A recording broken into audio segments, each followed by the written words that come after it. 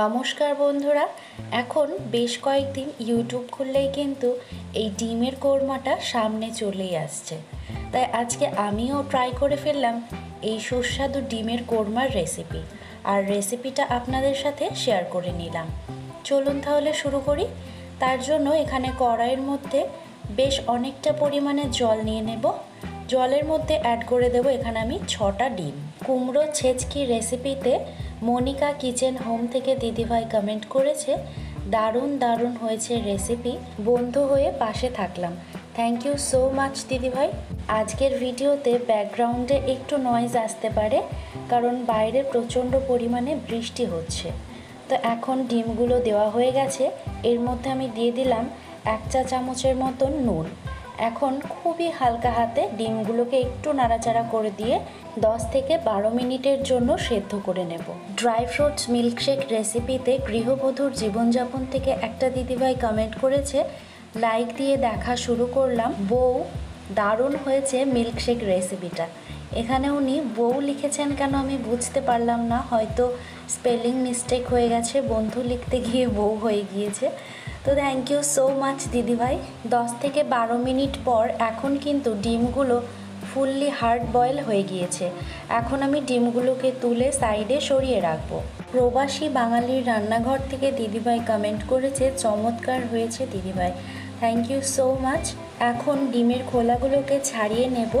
তার জন্য একটা বোলের মধ্যে ডিমগুলোকে তুলে নিয়ে পর্যাপ্ত পরিমাণে এখানে আমি জল অ্যাড করে দেব। আর জলের মধ্যে আরও একটা জিনিস অ্যাড করব, সেটা হলো 1 টুকরো বরফ, যাতে করে ডিমের খোলাগুলো খুব সহজেই কিন্তু ছেড়ে আসে। সুস্মিতা ভয়েস অফ ভাইবস থেকে দিদিভাই কমেন্ট করেছে, খুব খুব খুব সুন্দর হয়েছে রেসিপিটি, থ্যাংক ইউ সো মাচ দিদিভাই। বিথিস কুকিং থেকে দিদিভাই কমেন্ট করেছে, দিদির কাজগুলো খুব সুন্দর, thank you so so much দিদিভাই, এইভাবেই পাশে থাকবেন। এখন বরফটা গলে যাওয়া পর্যন্ত অপেক্ষা করব, তারপর ডিমের খোলাগুলোকে আস্তে আস্তে করে ছাড়িয়ে নেব। মোচা কাটার পদ্ধতিতে রাঁধুনি থেকে একটা দিদিভাই কমেন্ট করেছেন, খুব সুন্দর হয়েছে, থ্যাংক ইউ সো মাচ দিদিভাই, এইভাবেই পাশে থাকবেন। এখন ডিমগুলোকে খুব ভালো করে ছাড়িয়ে নেওয়া হয়ে গেছে। এবারে একটা চাকুর সাহায্যে ডিমের গাগুলোকে একটু করে চিড়ে নেব, না হলে ভাজার সময় কিন্তু খুব ছিটবে। এতক্ষণ তো ডিম নিয়েই ব্যস্ত ছিলাম, চলুন এবারে রান্নাটা করে নেব। তার জন্য কড়াইয়ের মধ্যে দিয়ে দিলাম এখানে আমি 1 টেবিল চামচের মতন সাদা তেল। এখন এর মধ্যে দিয়ে দেব একটা মাঝারি আকারের পেঁয়াজ কুচি। পেঁয়াজ কুচিটাকে মিডিয়াম টু লো ফ্লেমে ভেজে নিয়ে এটাকে বেরেস্তা করে নেব। মাই ফুড ফ্যান্টাসি থেকে একটা দিদিভাই কমেন্ট করেছে, দেখেই বোঝা যাচ্ছে অনেক টেস্টি হয়েছে, বাসায় একদিন বানাতে হবে। হ্যাঁ দিদিভাই, অবশ্যই একবার বাড়িতে ট্রাই করে জানাবেন যে কেমন লাগলো। এদিকে কিন্তু আমাদের বেরেস্তাটা রেডি হয়ে গেছে, এটাকে আমি তুলে নিয়ে সাইডে সরিয়ে রাখবো। আর আমি এখানে তেলটাকেও কিন্তু কমিয়ে নিয়েছি। এবারে ওই তেলের মধ্যে আমি দিয়ে দিচ্ছি একটা বড় আকারের পেঁয়াজের স্লাইস, এটাকে আপনারা রাফলি চপ করে নিতে পারেন। এখন পেঁয়াজটাকে 1 মিনিটের জন্য ভেজে নেব। এবারে এর মধ্যে দিয়ে দিচ্ছি 6টা মতন কাজু বাদাম, 5টা কাঁচা লঙ্কা ঝালের জন্য, আর দিয়ে দেবো 1/2 চা চামচের মতন গোটা ধনে। আপনারা যদি ধনে গুঁড়ো ইউজ করেন তাহলে কিন্তু এই গোটা ধনেটা দেওয়ার দরকার নেই। এখন এই মশলাটাকে 2 মিনিটের জন্য মিডিয়াম টু লো ফ্লেমে ভেজে নেব। তারপর এটাকে একটা পেস্ট করে নেব। তার জন্য মিক্সিং জারের মধ্যে এটাকে এখন দিয়ে দিচ্ছি। তারপর ঠান্ডা হয়ে গেলে আমরা এই মশলাটাকে খুব ভালো মতন করে পেস্ট করে নেব।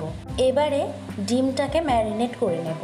তার জন্য এখানে 1/4 চা চামচের মতো নুন আর 1/4 চা চামচের মতন গোলমরিচের গুঁড়ো দিয়ে খুব ভালো করে ম্যারিনেট করে নিয়ে কিছুক্ষণের জন্য রেখে দেব। মোচা কাটার পদ্ধতিতে ইজি কুকিং থেকে দিদিভাই কমেন্ট করেছেন, দারুণ হয়েছে রেসিপিটা, লাইক দিয়ে সম্পূর্ণ দেখে ভিডিওটা দেখে নিলাম, থ্যাংক ইউ সো মাচ। কিন্তু এটা কোনো রেসিপি নয়, এটা একটা কাটিং এবং ক্লিনিংয়ের প্রসেস।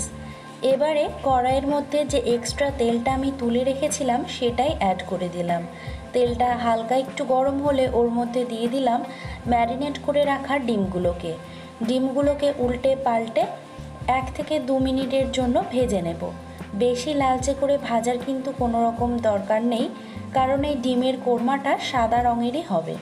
রিল্যাক্সিং সাউন্ড থেকে একজন কমেন্ট করেছে, great video, thanks for sharing this helpful guide, thank you so much dear, stay connected with our kitchen. এদিকে ডিমটা কিন্তু আমাদের ভাজা হয়ে গেছে। একটা একটা করে ডিমগুলোকে তুলে নিয়ে আমি সাইডে সরিয়ে রাখবো। তারপর ওই তেলের মধ্যেই ফোড়নের জন্য দিয়ে দেব একটা তেজপাতা, দুটো শুকনো লঙ্কা, 3টে করে ছোট এলাচ আর লবঙ্গ, আর একটা দারুচিনির টুকরো দিয়ে কয়েক সেকেন্ডের জন্য ফোড়নটাকে একটু ভেজে নেব। ফোড়ন থেকে সুন্দর স্মেল আসলে এখন এর মধ্যে দিয়ে দেব 1 চা চামচ পরিমাণ আদা রসুন বাটা। এবারে আদা রসুন বাটাটাকে মিনিট 2-এর জন্য ভেজে নেব, যাতে করে এর কাঁচা গন্ধটা চলে যায়। এখন এর মধ্যে দিয়ে দেব বেটে রাখা মশলার পেস্টটা। মিক্সির বাটিটা ধুয়েও সামান্য একটু জল অ্যাড করে দেব। এখন খুব ভালো করে নাড়াচাড়া করে এই মশলাটাকে কষিয়ে নেব বেশ কিছুক্ষণের জন্য।